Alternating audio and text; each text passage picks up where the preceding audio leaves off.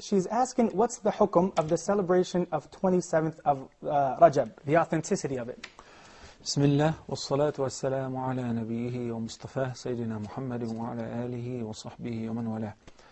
Praise be to Allah alone, we praise Him and we seek His help. Whomsoever Allah guides is a truly guided one, and whomsoever Allah leaves astray, no one can show him guidance. I bear witness that there is no God worthy of worship but Allah alone, and I bear witness that Muhammad, peace be upon him, is his last messenger, sallallahu alayhi wa sallam. It is very interesting that Muslims in different cultures have inherited some cultural traditions. They have confused with their religious practices to the point that they believe these are inseparable acts of worship from the main acts of worship of the deen. And in reality, we have what's called the sunnah, the sound sunnah, which would verify whether this is right or wrong. When we examine the entire sunnah and the Qur'an as well, we found out the following fact. Number one, the month of Rajab is a great month. It is one of the 4 sacred months, as Allah subhanahu wa ta'ala stated in the Qur'an, minha arba'atun hurum. He stated that He divided the year into 12 months, and He appointed 4 of them as sacred, as great. You should not wrong yourselves in them. You should not fight during them. You should not commit sins during them. They're much greater than the rest of the months. Those 4 months are Dhul Qa'dah, the month of Dhul Hijjah, during Hajj, and Muharram, and Rajab, Mudar. No. The word Mudar is a name of a tribe. Right. And Rajab was ascribed to Mudar due to the fact that Mudar was a tribe that used to glorify and consider the month of Rajab as sacred more than anybody else. So that's why the Prophet ﷺ in the Arab back then called it Rajab Mudar. So Rajab, Dhul Qa'dah, Dhul Hijjah, and Muharram are sacred months, as Allah subhanahu wa ta'ala stated. To specify any of these months with specific act of worship, we need a reference.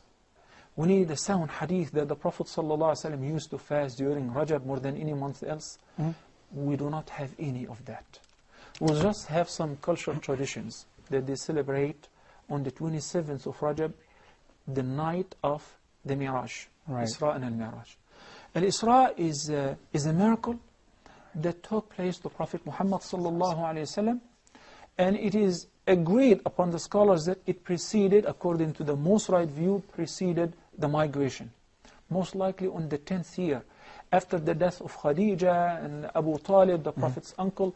So the Prophet ﷺ was entertained by Allah subhanahu wa ta'ala after he was heard during the journey of At-Ta'if, etc., by taking him in a night journey from Al-Bayt al-Haram in Mecca to Jerusalem overnight, where he led the prayer with all the prophets, etc.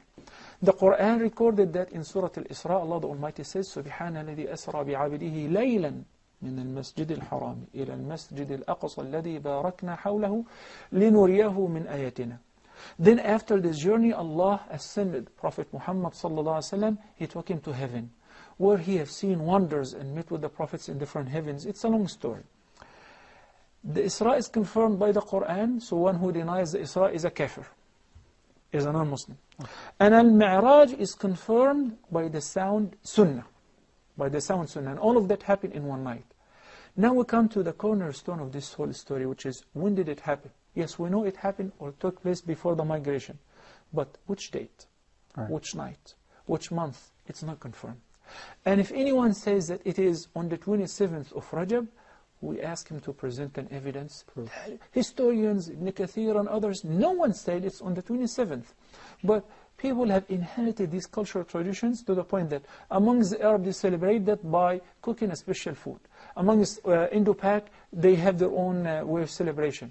So it has become limited to celebrating these events without knowing the reality behind it or verifying whether it took place on that date or not. And that also indicates that since we don't know for sure when did it happen, that means Prophet Muhammad ﷺ and his companions never ever celebrated these occasions. And that puts us on the right track to say we are only allowed and commanded to follow and not to innovate.